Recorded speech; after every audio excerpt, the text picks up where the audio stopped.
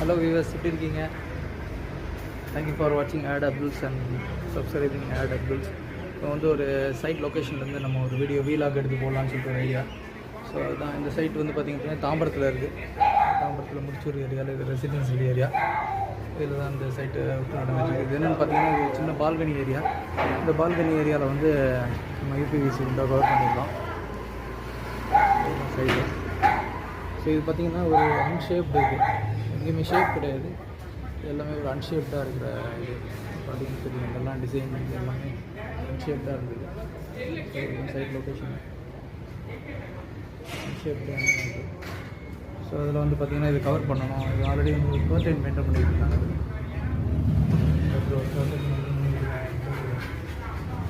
Curtain maintain பண்ணிட்டு இருக்காங்க.